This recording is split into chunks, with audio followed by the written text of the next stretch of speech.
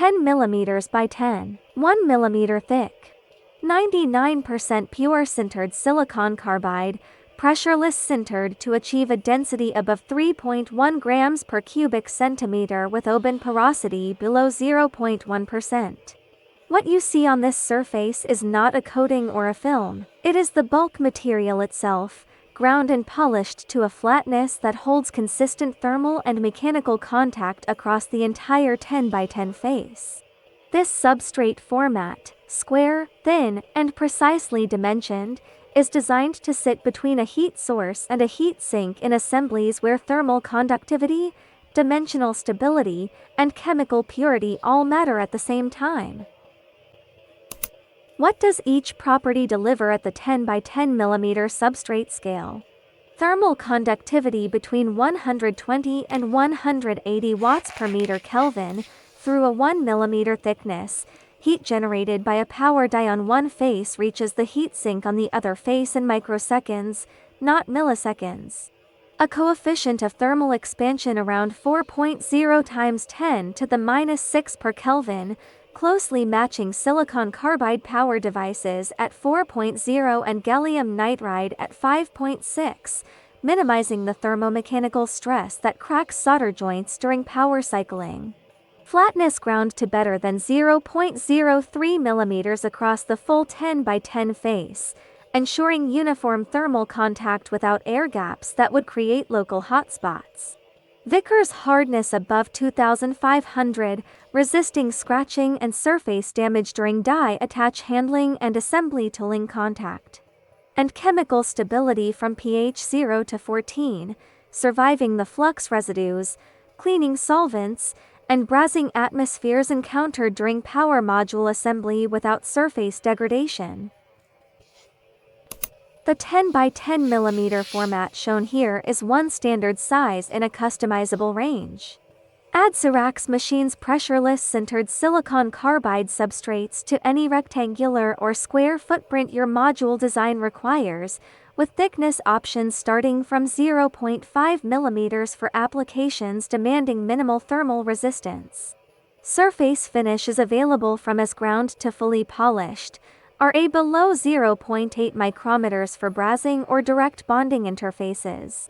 Total thickness variation can be held below 5 micrometers across the full substrate face, ensuring the die sits level and the solder layer remains uniform in thickness. Both faces can be independently specified, one polished for die attach, the other ground for heat sink contact. Open a power semiconductor module, an EV traction inverter, an industrial variable frequency drive, a solar string inverter, or a railway traction converter. And somewhere between the power die and the heat sink, you will find a substrate whose job is to move heat out of the die as fast as possible while keeping the thermal expansion stress low enough that the solder joints survive millions of power cycles.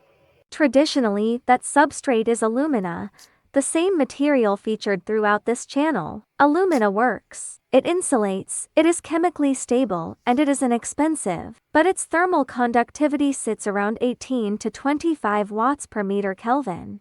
Through a 1 mm substrate, that conductivity creates a measurable thermal bottleneck between the die junction and the heatsink. The junction temperature rises, the device must be derated, or the heatsink must grow larger to compensate, all of which cost system-level performance or space. A 99% silicon carbide substrate changes that thermal equation. At 120 to 180 watts per meter Kelvin, the same 1 mm thickness conducts heat at roughly 10 times the rate. The junction to case thermal resistance drops by an order of magnitude, which means the die runs cooler at the same power level, or the same die can push higher current without exceeding its temperature limit. Either way, the module delivers more power per unit area.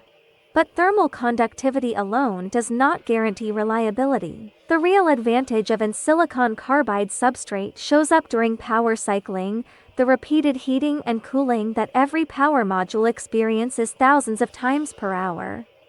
Each cycle forces the die and the substrate to expand and contract. If the substrate's coefficient of thermal expansion does not match that of die, the solder layer between them absorbs all the mismatch as shear strain and eventually cracks.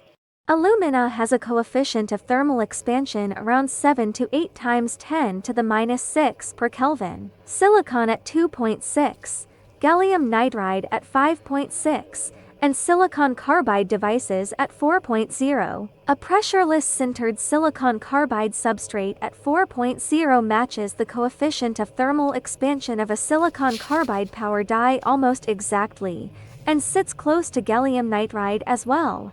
That coefficient of thermal expansion match reduces solder strain per cycle, extends the number of cycles before crack initiation, and directly improves the power cycling lifetime of the entire module.